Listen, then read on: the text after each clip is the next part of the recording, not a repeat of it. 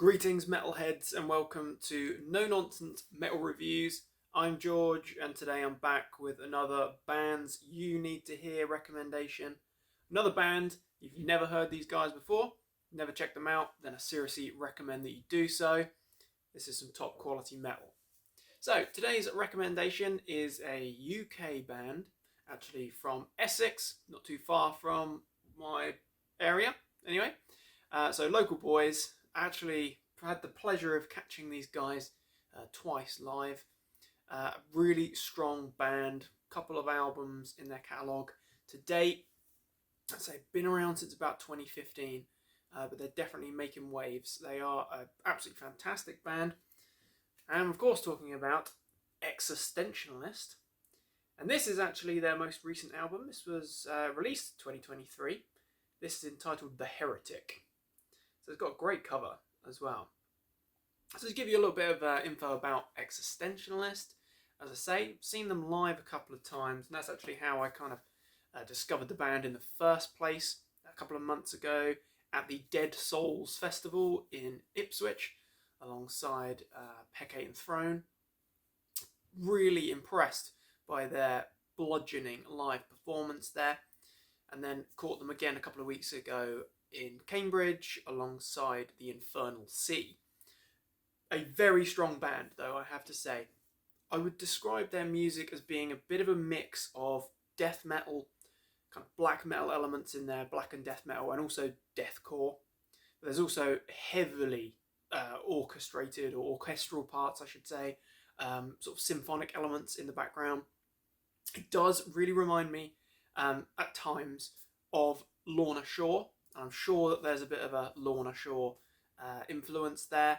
I would honestly say that if the UK does have an answer to Lorna Shore, then it is Existentialist, and certainly The Heretic is a fine response to the brilliance of Pain Remains. So that's the kind of music that we're getting here. We're getting kind of deathcore elements, orchestral parts, blackened edge to it. Very freaking heavy. Very, very heavy stuff. And we've got monumental breakdowns, some serious savagery at times. But then we've also got the kind of grandiose sound, this very big orchestral sound going on in the background throughout the whole album. I actually haven't heard the first album. I think the first album came out a couple of years ago. I think that was around sort of 2020. I have to admit, I haven't heard that. This is the only album that I have of Existentialists, and it's the only one that I've actually heard. But on the strength of Heretics, and also, or Heretic I should say, and also on the back of seeing them live, they're a formidable live outfit. I mean, the Cambridge show was a Sunday night, and they had everyone moving. It was a pretty brutal performance. Solid musicianship as well. This is a very, very talented bunch of chaps. Just to take you through the lineup, which you can see on the inside of this nice digipack packaging. It's a really nice package. But lineup wise, we've got Johnny Flack on guitars, we've got Sam Berryman on guitars, we've got Phil Morley on bass, we've got Patrick Colassa on vocals, and we've got Ollie Wynn on drums and also does the orchestration as well. So those are our guys.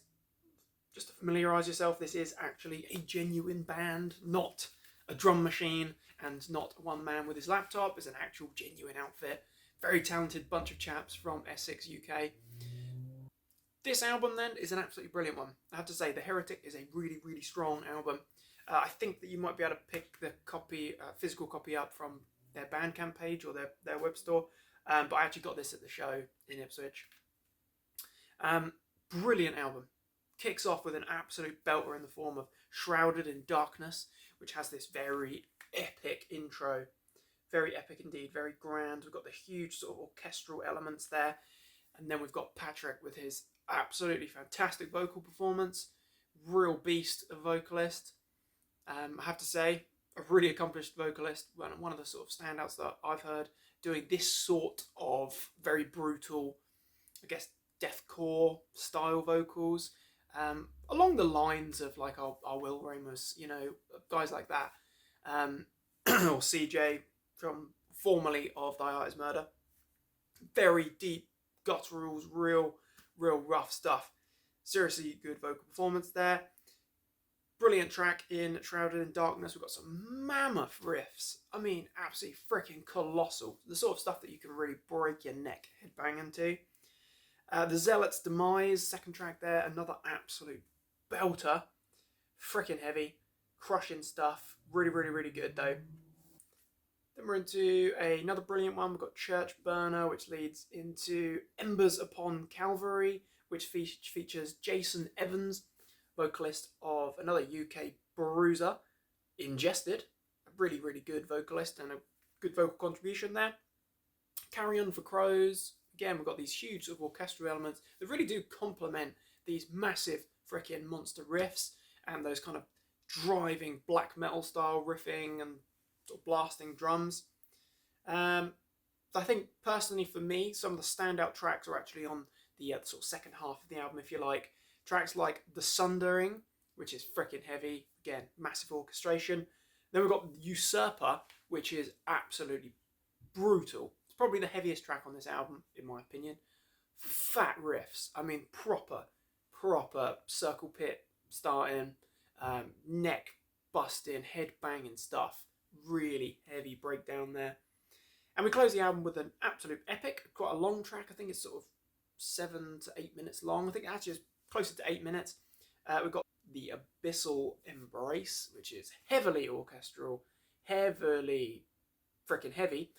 Very dark vibes here, really unnerving stuff, but it's freaking brilliant. I will say, this is a really heavy album. It's not just full of breakdowns. It's not, a traditional deathcore album where it's just breakdown, some gutturals, a little bit of kind of cowbell here and there. It's way more than that. It's a really dark album, I have to say. The Heretic is a really dark album. There's a lot of atmosphere here. It's very depressive, but it's freaking heavy, complicated, complex, but not overly complex. It's not like sort of tech death metal or progressive metal, progressive death or anything like that.